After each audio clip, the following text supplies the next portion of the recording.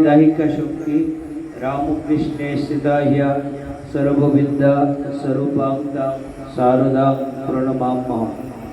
ओम नमः श्री ज्योतिराजाय विवेकानंद सूरये सच्चिद सुख स्वरूपाय स्वामिने तापहारिणे। गुरु ब्रह्मा गुरु विष्णु गुरुदेव महेश्वर गुरुदेव परम ब्रह्म तस्मै श्री गुरुवे नमः। तपकथामृतं तप्त जीवनं कवि विरीतं कल्मषापहं श्रवण मंगलम श्री मदाततं भुवि गृह्णन्ति ये बुरिदा जना। श्री रामकृष्णेर এই অপূর্ব লীলা, এই শ্রীরামকৃষ্ণ এই কথামৃত আপনারা অনেকেই অবগত রয়েছেন।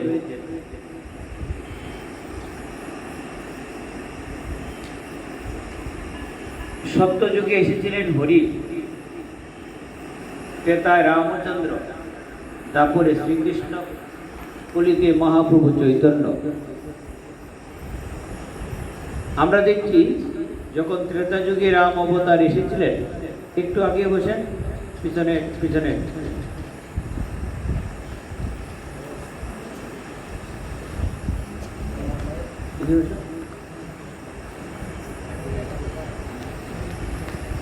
ত্রেতা যুগে যখন রাম অবতার এসেছিলেন তখন তখন তো ছিলাম না, কিন্তু আমরা টিভিতে তা দেখেছি।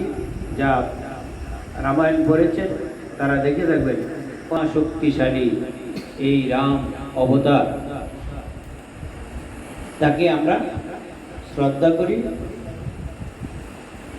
তার পরবর্তীতে যুগে এসেছিলেন দ্বাপর যুগে শ্রীকৃষ্ণ মহাবতার বলি। তার ক্ষেত্রে যদি আপনারা দেখে থাকবেন, এখন তো ইন্টারনেটের যুগ, সুইচ টিপলে বেরিয়ে পড়ে মোবাইলে যা চাইবেন তাই একটা না একটা আসবে, ভুল বললেও আসবে। শ্রীকৃষ্ণের লীলা, মহাভারতের কাহিনী, সেখানে যদি আমরা দেখি বৃন্দাবন লীলা মহাবতারে শ্রীকৃষ্ণের, সেখানে যে 10 বছর 8 মাস, তার মধ্যে বাঁশি বাজিয়ে তিনি জগৎকে মাতিয়েছেন, বাঁশি বাজিয়ে। তার পরবর্তীতে এসেছেন চৈতন্য মহাপ্রভু। শ্রীকৃষ্ণ চৈতন্য মহাপ্রভু জন্মগ্রহণ করেছিলেন এই আমরা দেখি সিলেট জেলা, বাংলাদেশের সিলেট জেলা তার পিতৃভূমি। তিনি মাতৃগর্ভে ছিলেন তখন। তার পরবর্তীতে 6 মাস সে পর চলে যাওয়ার পর নবদ্বীপে জন্মগ্রহণ করেছেন মহাপ্রভু শ্রীকৃষ্ণ চৈতন্য। তার ক্ষেত্রে দেখি তিনি মহা একটি নাম দিয়ে বাঁচিয়েছেন আমাদের এই মানবকুলকে, বাংলাকে। কি দিয়েছেন সেখানে? হরে কৃষ্ণ কৃষ্ণ কৃষ্ণ হরে হরে, হরে রাম রাম রাম হরে। এই বাণীটি দিয়ে তিনি রক্ষা করেছেন। তিনি যুদ্ধ বিগ্রহ করেননি। মহাবতার শ্রীকৃষ্ণ তিনি যুদ্ধ বিগ্রহ করিয়েছেন, নিজে করেননি কিন্তু করিয়েছেন। রাম অবতার তো নিজেই যুদ্ধ করেছেন। আর এই রামকৃষ্ণের এই অবতারের এই লীলায় তার কোনো যুদ্ধ বিগ্রহ নেই, ডাল তলোয়ার নেই, তিনি কোনো বাঁশি বাজান নেই। তিনি কি দিয়ে জগৎকে মাতিয়েছেন? প্রণাম রূপ বস্ত্র দিয়ে। এত নমনীয়তা তার মতো অবতারের কোনো অবতারে নেই। গিরিশ ঘোষকে তিনি প্রণাম শিখিয়েছেন। যদি আপনারা লীলা প্রসঙ্গ দেখে থাকেন, পড়ে থাকেন, দেখবেন গিরিশ ঘোষ প্রণাম বলে কিছু জানতেন না। তাদেরকে নত জানু হয়ে তিনি প্রণাম শিক্ষা দিয়েছেন। প্রণাম বস্ত্র দিয়ে জগৎকে তিনি মাতিয়েছেন। এক্সাম্পল একটা নেন, বর্তমান প্রেক্ষাপটে যদি আমরা দেখি, কিছুদিন আগে পশ্চিমবঙ্গের মুখ্যমন্ত্রী হয়েছে, কি নাম? শুভেন্দু। প্রধানমন্ত্রী এসেছিলেন, নরেন্দ্র মোদী এসেছিলেন, আপনারা দেখে থাকবেন। এখন তো সবার কাছে মোবাইল আছে। প্রধানমন্ত্রী মঞ্চে উঠে সবার উদ্দেশ্যে একটা প্রণাম করেছে। প্রণাম, এই যে শ্রীরামকৃষ্ণের এই প্রণাম শিক্ষাটা কত যে বড়। একটা প্রণাম করে পশ্চিমবঙ্গের কেন সারা বিশ্ববাসীকে তিনি মাতিয়ে দিয়েছেন। আর এই দেশের প্রধানমন্ত্রী, আমাদের বাংলাদেশে তো চিন্তাই করা যাবে না, দেশের প্রধানমন্ত্রী মঞ্চে উঠে ভক্তদের উদ্দেশ্যে বলবো না দর্শকের উদ্দেশ্যে বলবো, এটা প্রণাম করছে। এটা হলো শ্রীরামকৃষ্ণের মহা শিক্ষা। এবারে তিনি যেন এই রাস্তাটুকু দেখিয়ে গেছেন, আমরা যদি এই শুক্রবার করে ফতেহাবাদবাসী যারা রয়েছেন, আমাদের ইউনিভার্সিটির ছাত্ররা রয়েছে, তোমরা তো শুক্রবার করে, আমি যেদিন থাকবো, যদি বাইরে কাজ না থাকে, প্রতি শুক্রবার তোমরা এই পাঠগুলোতে অ্যাটেন্ড করো। তাতে দেখবে তোমার জীবনের মোড় ঘুরে যাবে। সবার মানে ছাত্রদের উদ্দেশ্যে বলছি, আর ভক্তদের উদ্দেশ্য আছেই। শ্রীরামকৃষ্ণের এই কথাকে কেন্দ্র করে আমরা বিভিন্ন জায়গায় যাচ্ছি, কিন্তু নিজের বাড়িতে অন্ধকার। আমি আসার পরে আমি দেখলাম, মে মাসে আসলাম, জুন মাসে দায়িত্ব গ্রহণ করলাম, এর পরবর্তী থেকে দেখছি যে আমাদের নিজের কাছে প্রদীপ বলে না, প্রদীপ চারিদিকে আলোকিত করে, কিন্তু নিজের প্রদীপ নিচেরটাই অন্ধকার থাকে। আমাদের এখান থেকে আমরা দূরে যাচ্ছি, কিন্তু আমাদের এখানেই হচ্ছে না। আমি প্রস্তাব দিলাম, এই যে আমাদের বিকাশ ধর রয়েছেন, এই যে প্রসূনবাবু রয়েছেন, ওনারা এক ব্যক্তি রাজ্যে পড়া শুরু করেন। একটা শাস্ত্রীয় মত রয়েছে, শুভস্য শীঘ্রম অশুভস্য বিলম্বনম, শুভ কাজ যত তাড়াতাড়ি করা যায় তত মঙ্গল। আর এটা তো আমাদের অন্য কিছু নয়, এটা ভগবানের বাণী। এই রামকৃষ্ণের এই কথামৃত আমরা কেন পড়ব? অনেকেই মনে করে থাকেন রাম অবতারের যদি রামচরিত্র পাঠ করে, সেখানে দেখবেন রামায়ণ। তার জন্মের 10,000 বছর আগে বাল্মীকি লিখে গেছেন, তারপরে রামায়ণ, রামের জন্ম হয়েছে।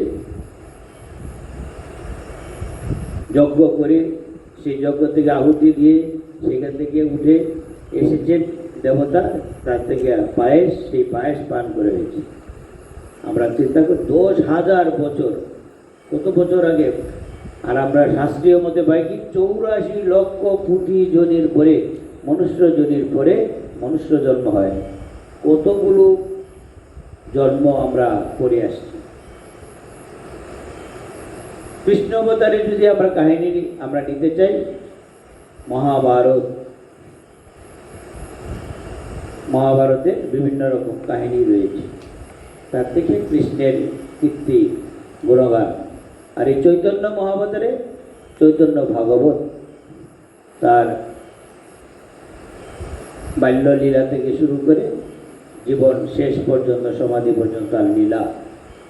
আর এই রামকৃষ্ণ অবতারে আমরা দেখছি এই কথামৃত, আজকে বিশ্বজনীন এই কথামৃত পাঠ হচ্ছে বিভিন্ন মঠ মিশনে, শুধু নয়, বিভিন্ন পাঠচক্রে ছাত্ররা করছে, যুব সংঘ করছে, মানে সারদা সংঘ করছে, বিভিন্ন জায়গাতে, বিভিন্ন, শুধু আশ্রমে নয়, বাইরেও।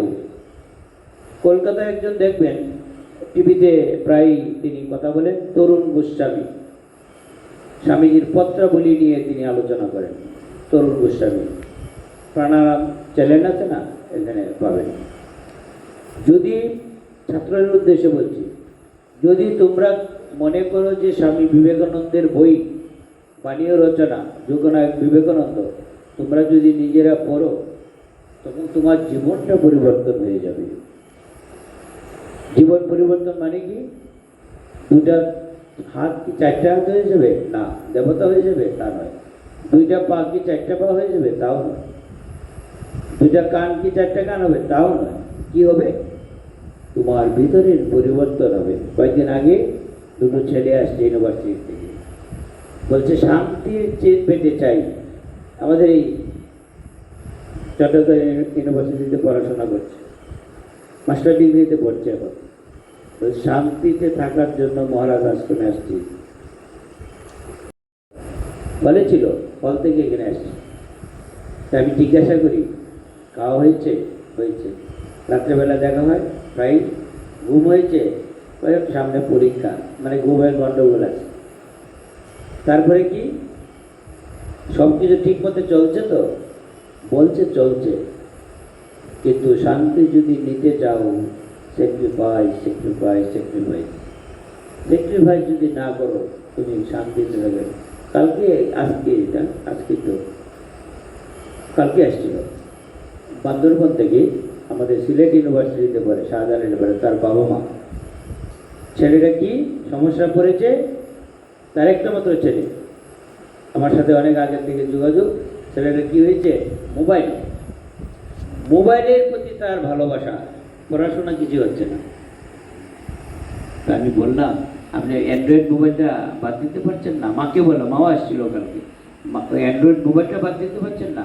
না, পারছে না। তার কোনো আসক্তি নেই। আমি বললাম যে আসক্তির সংজ্ঞাটা জানেন?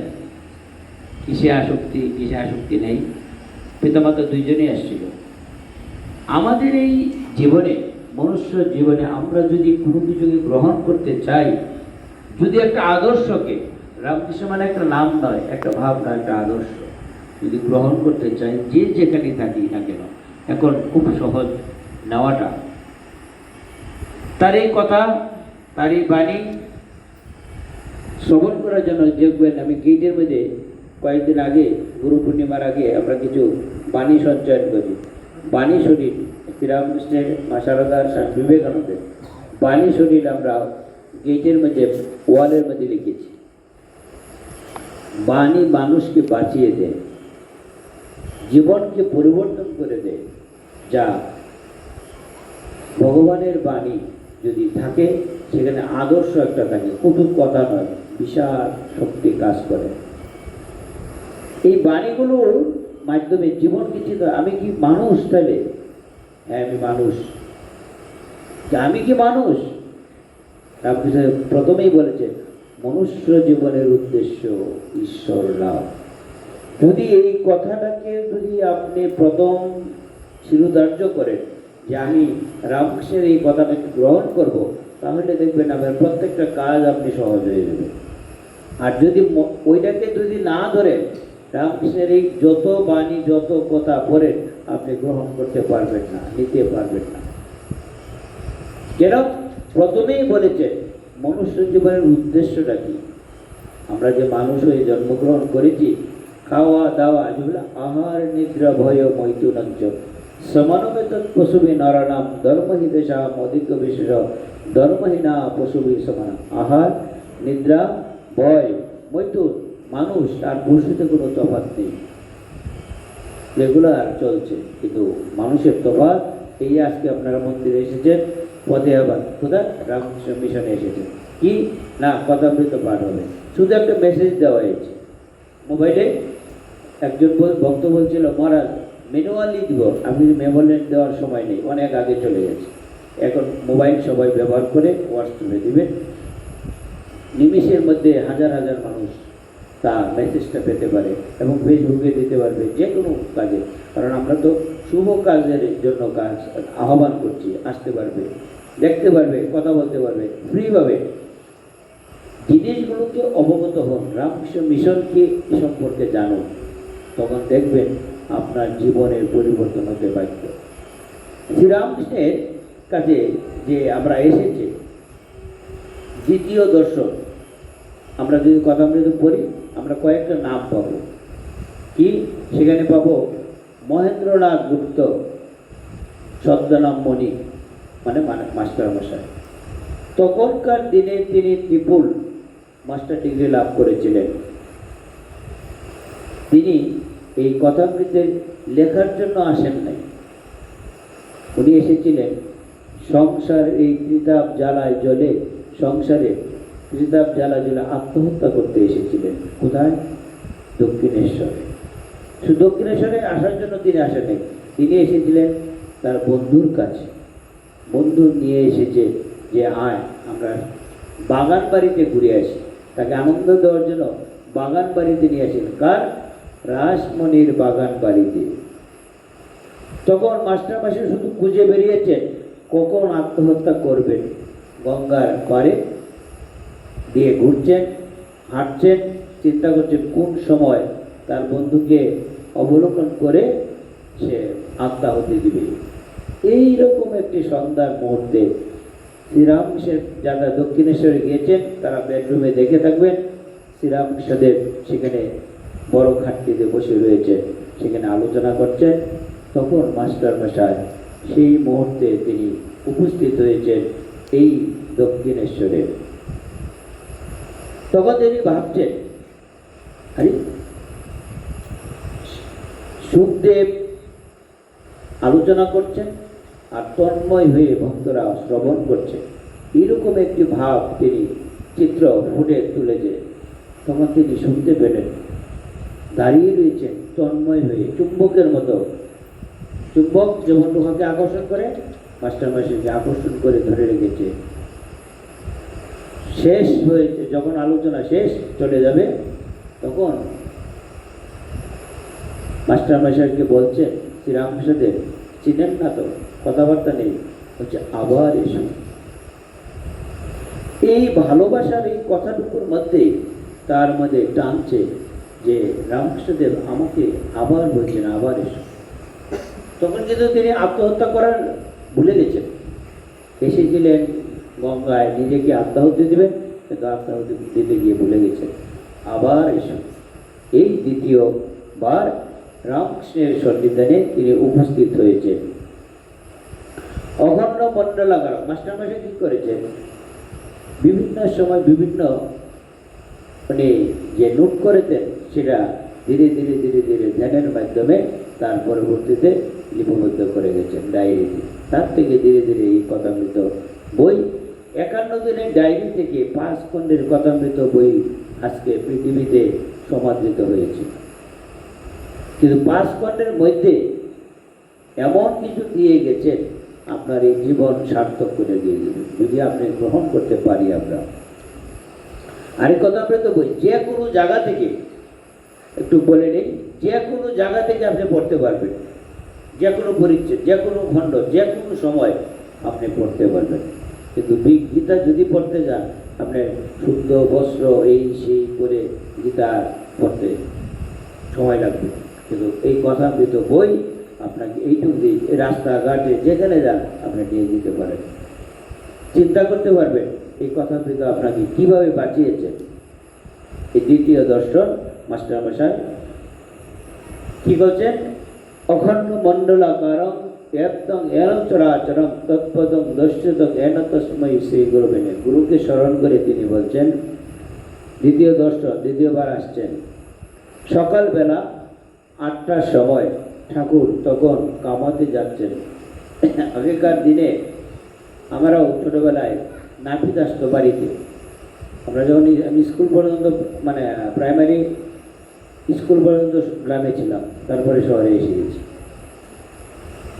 তখন দেখতাম নাপিত একদিন আসতো, সেইভাবে কাটতে হতো, চুল কাটতে হতো। সেই রামকৃষ্ণদেব তখন সেইটা বলছেন, 8টার সময় ঠাকুর তখন কামাতে যাচ্ছেন, এখনো একটু শীত আছে, তাই তাহার গায়ে মোলেস্কিনে রেপারের কিনারা শালো দিয়ে মোড়া। মাস্টারকে দেখিয়া বলিলেন, তুমি এসেছ, আচ্ছা এখানে বসো। এই যে আহ্বান করেছেন, আমরা যদি কথামৃত করি, এই যে দেখুন পিছনের দিকে তাকিয়ে দেখুন, ব্রহ্মানন্দ, শিবানন্দ, এরকম করে 15 জন, স্বামীজি ছাড়া 15 জনের ছবি রয়েছে। এদেরকে বিভিন্ন সময় বিভিন্ন জায়গাতে তাদের নাম পাওয়া যাবে, রাখাল ছদ্মনাম। শিবানন্দ, এই অদ্বৈতানন্দ, বিজ্ঞানানন্দ, অখণ্ডানন্দ, শারদানন্দ, প্রত্যেকেরই বিভিন্ন সময় তাদের নাম পাওয়া যাবে, তারা উপস্থিত রয়েছে।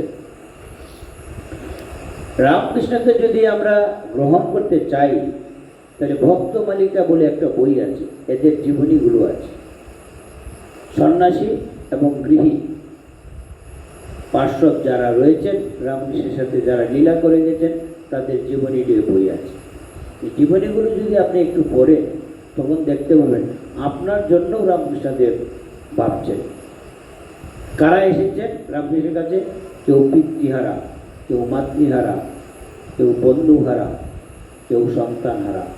চিত্রটাগুলো পড়ে দেখবেন, এক এক সময় এক একজন এক একটা প্রেক্ষাপটে এসেছেন। এসে তখন মনে করে যে না, এখানে বলা যায়, এখানে একটা শান্তির জায়গা। আমরা প্রত্যেকেই, এই যে আমরা মন্দিরে উপস্থিত রয়েছি, প্রত্যেকে আমরা তিনটা জিনিস প্রত্যেকেই চাই। কি চাই? একটা হলো শান্তি, আরেকটা কি চাই? একটা হলো ভালোবাসা। শান্তি চাই, ভালোবাসা চাই, আরেকটা কি চাই? আনন্দ চাই। দেখেন, প্রত্যেকেই স্বীকার করবেন আমরা এই তিনটা জিনিস চাই, কিন্তু চাইতে গেলে কিছু ত্যাগ স্বীকার করতে হবে, না হলে শান্তিও পাবেন না, আনন্দও পাবেন না। আনন্দ মানে কি? আপনার স্বরূপ, আমার স্বরূপ। আনন্দ পেতে চাই কেন মানুষের? প্রত্যেকেরই আনন্দ, আনন্দই তার ব্রহ্ম, মানে ব্রহ্ম মানে আনন্দ স্বরূপ, তিনি তাকে গ্রহণ করতে চাইবেই। শান্তি মানে মা বলছেন না, মায়ের বাণীতে রয়েছে, যদি শান্তি চাও মা, কারো দোষ দেখো না, দোষ দেখো নিজের। এই বাণীগুলো, অমোঘ বাণীগুলো আমাদের বাঁচিয়ে রেখে দিয়েছে। আমাদের কি হয়, যখন আমরা অপরের দোষটা দেখি, আমাদের 5টা আঙ্গুলের মধ্যে একটা আঙ্গুল দিয়ে দেখে না, 4টা আঙ্গুল নিজের দিকে কিন্তু থাকে, নিজের দিকে তাকে বলে তুই করেছিস, তুই করেছিস। যখন এই বিচারটা কেউ করে, তখন দেখবেন সমাজে বলেন, সমাজের কিছুদিন আগে এদের মিটিং হয়েছে, আমাদের বিকাশ দরের মহাশাসন, সেখানে মিটিং হয়েছে, মানে সভাপতি সেক্রেটারি, মানে নতুন করে কমিটি গঠিত হয়েছে। আমি একজনকে শুধু একটি বললাম, আপনার বয়স হয়েছে, আপনি ছেড়ে দিন, আর দরকার নেই, আমরা মান সম্মান নিয়ে থাকুন। আপনার যদি চরিত্র থাকে, আপনাকে মানুষ সম্মান করবে। মানুষের, স্বামীজি বলছেন, সবচেয়ে বড় একটা মানুষের হলো চরিত্র। ক্ষমতা দরকার নেই, ক্ষমতা ছাড়াই মানুষকে সম্মান করবে, ক্ষমতা দিয়ে তো বিস্তার করে। পশু মানে কি?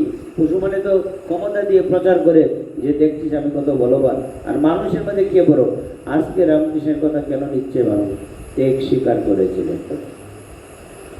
মানুষের মধ্যে সেই বড় যে যত বেশি ত্যাগ স্বীকার করতে, স্যাক্রিফাইস স্যাক্রিফাইস স্যাক্রিফাইস বারবার বলা হয়েছে। আর পশুর মধ্যে কে বড়? যেহেতু বীরত্ব প্রকাশ করতে পারে, সেই হলো বড়। পশুরা, সিংহর কথা আমরা বলি, 12 বছরে একবার ভ্রমণ করে। আরে চড়ুই পাখি, চড়ুই পাখি দেখেছেন? ছিলেন ছোট ছোট, ওই গ্রামে গঞ্জে ওই ধানের ইয়েতে কুবেরা কাজ করে, বলছে দিনে 17-12 ভ্রমণ করে। পাখিটা এইটুক, কিন্তু তাদের কাম শক্তি কত বেশি। এই মানুষের মধ্যে ত্যাগ শিক্ষার যদি না হয়, ত্যাগের মনোভাব যদি নয়, সে বড় হতে পারবে না। এই রামকৃষ্ণের কাছে এসে যদি আমাদের এই ত্যাগ, আমাদের এই ভালোবাসা, আমাদের এই আনন্দের চিন্তারা যদি আসে, দেখবেন সংসারের মধ্যে ডাল ভাত খেয়ে, শাক ভাত খেয়ে অনেক ভালো থাকবে। আর সম্পদের ঐশ্বর্যে ভরপুর, কিন্তু কেউ কাউকে মানবে না, স্ত্রীর কথা শুনবে না, অশান্তির চরম। আর কি চাই? এই রামকৃষ্ণদেব এত যে ইউনিভার্সিটি থেকে শুরু করে, অশিক্ষিত থেকে শুরু করে, সকলকে তিনি একত্র করে রেখেছিলেন। আমরা দেখি তার জীবনে প্রত্যেকেরই তিনি কাছে টেনে নিয়েছিলেন। ইউনিভার্সিটির স্টুডেন্ট তখন স্বামী বিবেকানন্দ, হার নেই নরেন্দ্রনাথ দত্ত, পড়াশোনা জানেন না স্বামী অদ্ভুতানন্দ, ছবি আছে এখানে, চিত্রগুলো দেখি। পড়াশোনা করাইতেও চেয়েছিলেন, তারপরেও তিনি করতে পারেননি, তারা না করেছে যাক, কিন্তু আধ্যাত্মিকতা ভাবে আধ্যাত্মিক শিক্ষায় শিক্ষিত করে দিয়েছিলেন। এই জন্য রামকৃষ্ণকে যদি আমরা দেখি, তখন আমরা দেখব যে তিনি কত বড় মিরাকেল, কত বড় মিরাকেল তিনি তৈরি করে গেছেন সকলের জন্যই। তিনি যখন কৃষ্ণের ভক্তরা আসছে, তখন কৃষ্ণভাবে দেখতে পাচ্ছেন, যখন রামের ভক্তরা দেখতে রাম ভাবে দেখতে পাচ্ছেন। এই জন্য রামকৃষ্ণের প্রণাম মন্ত্র যখন নবগোপাল বাবুর বাড়িতে তিনি তৈরি করেছিলেন, তখন বলেছিলেন, স্থাপকায় চ ধর্মস্য সর্বধর্ম স্বরূপিণে অবতার ও বরিষ্ঠায় রামকৃষ্ণায় তে নমঃ। নবগোপাল বাবুর বাড়িতে আমেরিকাতে যখন ফিরেছেন তখন তার ইচ্ছা হলো ঠাকুরকে প্রতিষ্ঠা করবেন। পোর্সেলেনের মূর্তি তৈরি করেছেন। তখন ঠাকুর আসনে বসে, পূজার আসনে বসে, আজকে তখন আমরা রেডিমেড পাচ্ছি, তখন স্বামী বিবেকানন্দ আসনে বসে এই প্রণব মন্ত্রটি রচনা করে গেছেন। সর্বদেবদেবী স্বরূপ। এই অনেকেই দীক্ষা নিতে আসেন, আমাদের কাছে প্রশ্ন করেন, আমি কি কৃষ্ণ মন্ত্রে দীক্ষা নিতে পারবো? আমি কি রাম মন্ত্রে দীক্ষা নিতে পারবো? আমি কি কালী মন্ত্রে দীক্ষা নিতে পারবো? আমার কি হবে? অনেকেই বলেন যে আমি কি দ্বিতীয়বার রামকৃষ্ণ মিশনে দীক্ষা নিতে পারবো? দীক্ষা মানে ভেবে চিন্তে নিবেন। দীক্ষা মানে একটা আশ্রয়, আপনার বোধ প্রদর্শনের জন্য একটা আশ্রয়স্থল দীক্ষা। একটা গাছের নিচে আশ্রয় গ্রহণ করা। শিক্ষা, আপনার অবধূতের ঘটনা আছে, 24 গুরুর ঘটনা আছে। আপনি শিক্ষা বিভিন্ন জায়গার কাছ থেকে গ্রহণ করতে পারেন। দীক্ষা কিন্তু বারবার নেওয়া ঠিক নয়। রামকৃষ্ণদেব দীক্ষা নিয়েছেন, গ্রহণ করেছেন, ভৈরবী ব্রাহ্মণ মাতৃগুরু গ্রহণ করেছেন। তোতাপুরীর কাছে তিনি বেদান্ত ধর্ম শিক্ষা লাভ করেছেন, আমরা দেখছি। কিন্তু মানুষের যে এই আধ্যাত্মিক চাহিদা মেটানোর জন্য হিন্দু ধর্ম বলি, খ্রিস্টান ধর্ম বলি, ইসলাম ধর্ম বলি, এই যে বিভিন্ন ধর্ম রয়েছে, প্রত্যেকটি ধর্মই মত নির্ভর যত গানটি করেছেন জয় জয় রামকৃষ্ণ, প্রত্যেকটার মধ্যেই ভগবান আছেন। সেদিন আমাদের একটা ছেলে বলছে, মহারাজ এখানে কৃষ্ণের ছবি নেই। তাই আমি বললাম, আশ্রমে একটা কৃষ্ণের ছবি নেই?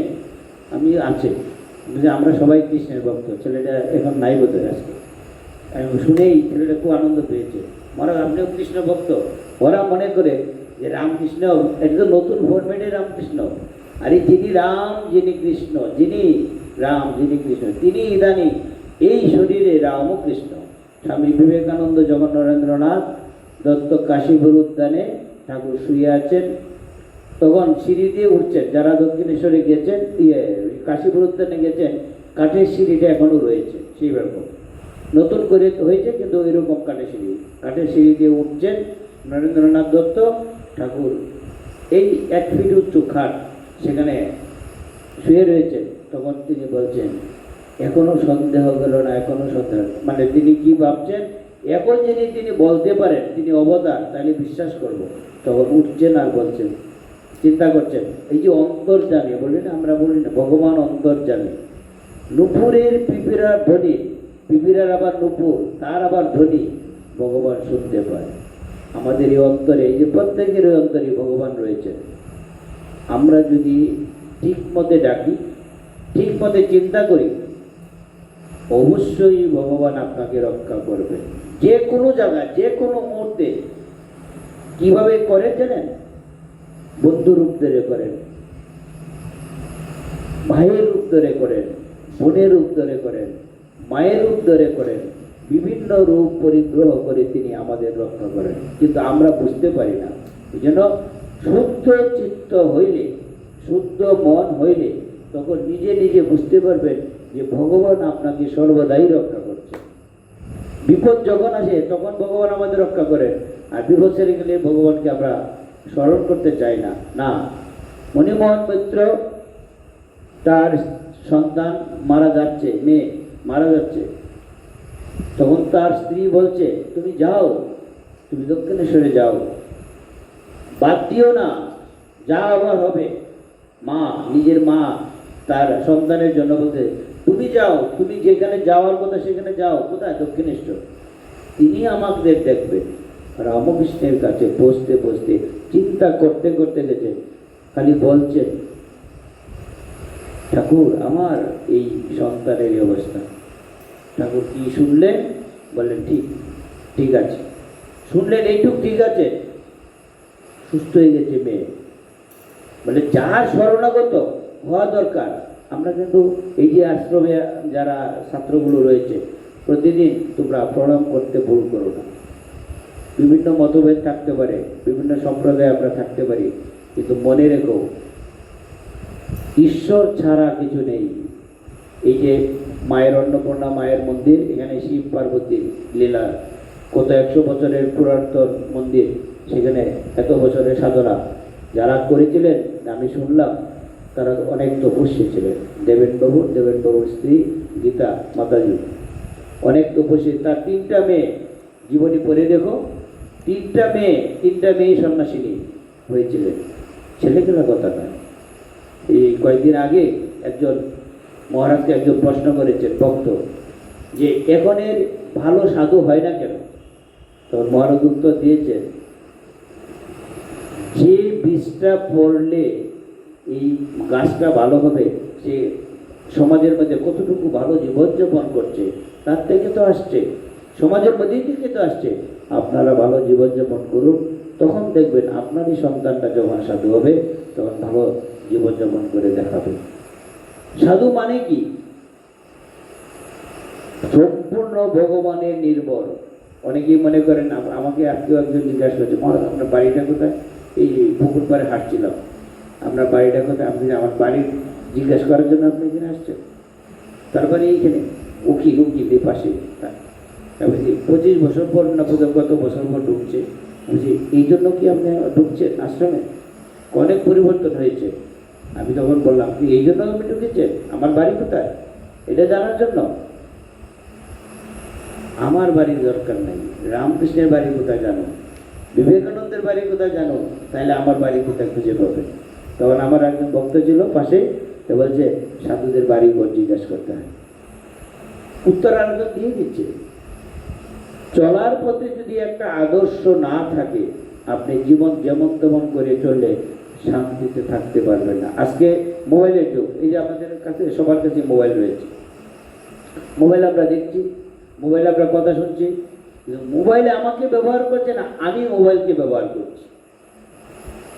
এই জিনিসটা কিন্তু বুঝতে হবে। ইউনিভার্সিটিতে ছেলেরাগুলো পড়ছে, তাদের উদ্দেশ্যে আরো বলছি, মোবাইল তোমাকে পরিচালনা করে না, তুমি মোবাইলকে পরিচালনা করো। কিন্তু আমাদের কিন্তু একটা আর একটা হয়ে যায়। মোবাইলের প্রতি বেশি আসক্ত হয়ে গেলে তখন মোবাইল তোমাকে পরিচালনা করবে, থাকতেই পারছে না।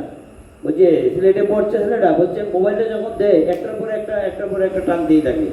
আমরা মোবাইল অ্যাডিক্টেড হয়ে গেছে। তো তার মা আমাকে মানে বলছে, না আমার ছেলেটা কিছু হয়নি। আপনার মা হয়ে অত্যধিক ভালোবাসে, আপনি অন্ধ হয়ে গেছে ছেলের প্রতি, ছেলে সর্বনাশ হবে।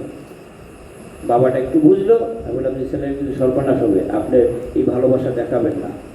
এই রামকৃষ্ণের কাছে যারা এসেছেন তাদের জীবনের, যারা সাধু হয়েছেন, এই কথামৃতের পরে দেখবেন 90% সাধু হয়েছে এই কথামৃত পরে।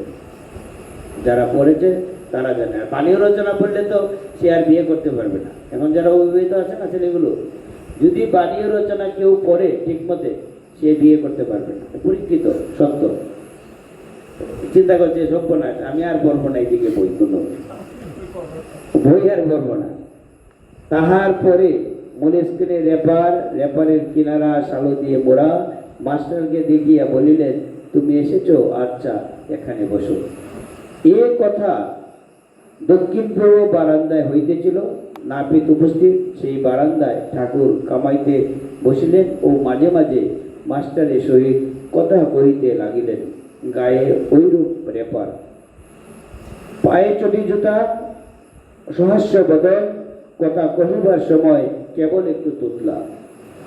আপনারা যারা কলকাতায় গিয়েছেন, বেলুর মঠে গিয়েছেন, কামারপুকুর, জয়রামবাটি, এই স্থানগুলো একবার জীবনে অন্তত দেখে আসবেন। তাতে আপনার জীবনের অনেক কিছু সমস্যা মিটে যাবে। খালি স্থানগুলো পারিয়ে আসুন। আমি ঢাকাতে ছিলাম, তখন একটা ফ্যামিলি যাবে, তাদেরকে রিকমেন্ডেশন করার জন্য জয়রামবাটিতে চিঠি দিতে হবে। তারপরে কামারপুকুর, বেলুর মঠ চিঠি দিয়ে ব্যবস্থা করে দেওয়া হলো। তারা খুব খুশি, মহারাজ যাচ্ছি। যাওয়ার আগের দিন আমার সাথে দেখা করে ঢাকাতে এসে, দুইজনেই এসেছে, স্বামী স্ত্রী এসে দেখা করছে। আপনি কেমন ঘুরে আসলেন? বলছে মহারাজ আর একবার দেওয়া যাবে না, আমি তো রাস্তা তো তুলে দিয়েছি, এখন আপনি হাঁটতে শুরু করুন। যেরকম রাস্তা দেখিয়ে দিয়েছি ওই রাস্তায় হাঁটতে শুরু করুন, আবার যেতে পারবেন। বলছে মহারাজ জয়রামবাটিতে যখন যাচ্ছি কাছাকাছি চলে যাচ্ছি, মায়ের একটা ছবি রয়েছে, মানে মূর্তি অনেক বড়। মা এইদিকে চেয়ে আছেন, ভক্তরা যেমন যাচ্ছে, ভক্তদের আহ্বান করছে। তিনি অনুভব করছেন যে মা সাক্ষাৎ মা দাঁড়িয়ে থেকে আমাদের আহ্বান করে, এসো এসো এসো। বেলুড়মঠে যদি যান, আপনার এই যে বাড়ির বলে না ব্যাগ ট্যাগ রেখে মানুষে আগে মন্দির প্রণাম করে, আমাদের আপনাদের ভক্তদের উদ্দেশ্যে শুধু বলছি না, আমাদের এই সাধুদের উদ্দেশ্যে বলছি। এই যে আমাদের বিভিন্ন সেন্টার আমরা পরিচালনা করতে হয়, অনেক রকম সমস্যা আছে। আপনাদের সংসারে যেরকম সমস্যা আছে, আমাদেরও কিন্তু অনেক সমস্যা আছে। এই প্রথমে ঠাকুরকে গিয়ে বলতে হয়, ঠাকুর এই সমস্যা নিয়ে আসছি। মন্দির থেকে বেরোনোর সাথে সাথে ঠাকুর যখন বলে দিচ্ছে, ঠিক আছে ঠিক আছে ঠিক আছে।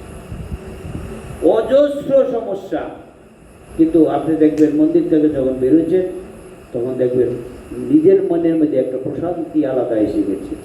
মায়ের মন্দিরে শুধু খালি দর্শন করুন, দর্শন করে দেখবেন মনের মধ্যে আলাদা একটা শান্তি। স্বামীজির মন্দির, ব্রহ্মানন্দ মন্দির পাশাপাশি, একটু মানে 2 মিনিটের 1 মিনিটের পথ না। মন্দিরগুলো দর্শন করুন। আর এই মানে দক্ষিণেশ্বরের মা কালী তো রয়েছে। বলছে জগদম্বাকে তিনি পরীক্ষা করার জন্য রামকৃষ্ণদেব তুলা দিয়ে পরীক্ষা করেছেন, শ্বাস বইছে, সেই মূর্তি রয়েছে দক্ষিণেশ্বরে, সাক্ষাৎ মা বিরাজ করছে। এত কাছে থেকে ভগবানকে দেখার সুযোগ তো আমাদের ঘটেছে। আপনাদের আহ্বান করব, আপনারা অন্তত মনুষ্য জীবনে আছেন, রামকৃষ্ণের সান্নিধ্যে আছেন, দীক্ষা নিয়েছেন, সব কিছু, কিন্তু আশ্রমে অন্তত আসার অভ্যাসটা ছাড়বেন না। জীবন আপনার চলবে, সংসারের যন্ত্রণা কমবে না। সংসারে এই যে মায়েরা বসে আছে, এক একজন যা দাবার চাল দিয়ে তাতে হিমশিম খেতে হয় বাবাদের। সারাদিন পরিশ্রম করে শুধু একটু দেখার জন্য বলবে, না তুমি অনেক ভালো, পুরুষটি অনেক ভালো, এইটুক কথা শোনার জন্য। এই যে একজন বসে আছে সারাদিন অফিস করে, সন্ধ্যার সময় আসে, কিন্তু যখনই ফোন দেবো তখনই ফোনটা ধরে। সবচেয়ে আশ্চর্য, ফোন ধরবে। এই যে একজন বসে আছে, যতই অসুবিধা হোক, মহারাজ ফোন ধরবে, মহারাজ ফোনটা ধরবে। এর মানে কি, আমার ফোন ধরছে না, ঠাকুরকে স্মরণ করছে, শ্রদ্ধা। শ্রদ্ধাবান লভতে জ্ঞানম তৎপর সংযতে প্রিয় জ্ঞানম লব্ধা পরম শান্তি অচিরা না আদিগচ্ছতি। আমাদের যদি শ্রদ্ধাযুক্ত থাকি, আমরা যদি প্রতিদিন আশ্রমে আসি, দেখবেন আশ্রমে আসবেন, প্রশ্ন করবেন, জানতে চেষ্টা করবেন, তখন দেখবেন আপনার মানে জীবনের মূল ঘুরে গেছে। বসে থাকবেন না, আর শুধু খালি দেখবেন না, কিছু করেন। আশ্রম মানে শ্রম দেন, কিছু কাজ করুন। এখানে দাদাগিরি না, এখানে সেবা দিন। দেখবেন সেবা দিলে নিজের চরিত্রের পরিবর্তন আসবে, ছেলে মেয়ের মধ্যেও চরিত্রের পরিবর্তন আসবে, তাতে আপনি ভালো কিছু নিতে পারবেন। ছেলেদের আমি কয়েকদিন আগেও বলছিলাম যে এই কয়েকটা দিন তোমরা আছো, মানে জীবনের তো কয়েকটা দিন, বছর মানে কয়েকটা দিন, এই থেকে যখন বেরিয়ে যাবে তখন আর এখানে ঢুকতে পারবে না। এরকম ভগবান কলকালে রেখে চাকরি করবে, তখন কি আর এখানে আসতে পারবে? সময় হবে? সময় পারবে না। এইটা যতদিন পারছো থাকছো, তার মধ্যে একটা আদর্শকে গ্রহণ করে যাও। জীবনে অনেক অনেক বড় বড় কাজকর্ম করবে, কিন্তু একটা জীবনে আদর্শ নিজেকে তৈরি করে যাও, যে আদর্শটা তোমাকে বাঁচিয়ে রাখবে। মনুষ্য জীবন এখানেই শেষ নয়, এখানেই শেষ নয়, শুরু। দেবালয়ে থাকতে পারছো, দেবালয়কে 24 ঘন্টা দেখতে পাচ্ছ আমাদের, এটাতেও তো তোমার একটা চিন্তা করবে যে একটা মানুষ থাকে কি করে। আমি গেটের বাইরে যেতে আমার ইচ্ছা করে না। এখন এই প্রয়োজনে, আশ্রমের প্রয়োজনে, বাজার বলেন, আশ্রমের প্রয়োজনে বিভিন্ন জায়গায় যেতে হবে, আলাদা কথা, কিন্তু অনেক শান্তি আশ্রমে। এই আশ্রমের মধ্যে আমি যে আসছি মে মাসে, অনেক শান্তিতে আছি। কেন? এখানে হাঁটার জায়গা রয়েছে, সুন্দর একটা প্রাকৃতিক দৃশ্য রয়েছে, ঘরের থেকে বসে কোনো শব্দ নেই। ঢাকা থেকে সিলেটেও ছিলাম, গাড়ি প্রত্যেক 24 ঘন্টা গাড়ি চলছে, দিনে রাতে। এখানে এই কোলাহল থেকে অনেক শান্তিতে দিনটা অতিবাহিত করা যাচ্ছে, ভগবানের স্মরণ মরণ করা যাচ্ছে। এর থেকে আর কি চাই? আমাদের এই জীবনে চলার পথে প্রতি সপ্তাহে যদি আমরা শুক্রবারটাই আমরা ধরে নিই যে আমরা শুক্রবারে আসবো, আমরা এই কথামৃত পাঠে অ্যাটেন্ড করবো, ইচ্ছাটুকু যথেষ্ট। আর যদি আমরা যেদিন না থাকবো, আমরা ওই আবার আজকেও আমরা গ্রুপ খুলেছি একটা, দেখবেন রামকৃষ্ণ মিশন ফতেহাবাদ চিটাগাং, একটা ছবি আছে স্বামীজির, ওইটা আমাদের সাথে অ্যাড করে নেবেন যারা মানে থাকতে চান, তাতে ক্ষণিকে ক্ষণিকে মেসেজ পেয়ে যাবেন আপনার কি কোন দিন থাকছি কোন দিন থাকছি না, সেটার জন্য আপনাদের সুবিধা হবে। আজকের আর বেশি না করি, কারণ প্রথম দিন তো কথামৃত পাঠ হবে আর একটা গান হবে। আজকের এই পর্যন্ত রাখছি। তার ধীরে ধীরে ধীরে ধীরে রামকৃষ্ণ, এই যে তিনজনের মূর্তি রয়েছে, রামকৃষ্ণ, মা শারদা, স্বামী বিবেকানন্দ। রামকৃষ্ণদেব হলো উপনিষদ স্বরূপ, তত্ত্ব স্বরূপ, স্বামী বিবেকানন্দ হলো ব্যাখ্যাকার, আর মা শারদা হলো প্র্যাকটিক্যাল জীবন। প্র্যাকটিক্যাল ধর্ম কিভাবে করবেন ওনার জীবনে যদি পড়েন আপনারা দেখবেন, উনি বাহ্যিক কোনো লেকচারও দেন নাই, বাহ্যিক কোনো তপস্যাও করেন নাই। এই সংসারের সাধারণ কাজের মধ্যেই দিয়েই তিনি উচ্চতর ধর্মতত্ত্ব উপস্থাপন করে গেছেন এই জগৎবাসীকে, আর ভালোবাসা দিয়ে তিনি গ্রহণ করেছেন। মাতৃদের কাছে আমরা সবাই আজকে পরাজিত। অবগুণ্ঠনে ডেকে এসেছিলেন তার এই রূপ, 4 হাতকে 2 হাত করে মানবী রূপ ধরে এসেছিলেন। আজকের এই শুভ সন্ধ্যায় আপনাদের আমি ভাবছিলাম কয়জন হবে না হবে, আজকে দেখছি দেখেন তো কজন টোটাল দেখে নেন। হ্যাঁ 50 প্রায় হবে, কেন বেশি হবে, বাচ্চা আছে না? হ্যাঁ, কাজেই আমাদের সংখ্যা অনেক, কারণ গুরু পূর্ণিমা আপনারা একটা রেকর্ড করে দিয়েছেন। সবাই ভাবছিল যে গুরু পূর্ণিমাতে ভক্ত আসবে না, এই প্রসূনবাবু আছে, বিকাশবাবু আছে, তাহলে কাজেই এই যে আমাদের সৃজয় আছে, আর আমাদের ছাত্ররা তো রয়েছে, ছাত্রদের নাম বললাম না, এই আশিসবাবু আছে। কারণ এই অনেকেই এবারে টনক নড়েছে যে ফতেহাবাদে গুরু পূর্ণিমা এত ভক্ত হয়েছে, ভক্ত আরো দিন দিন বাড়বে। আপনারা যদি চান ঠাকুরই আসবে।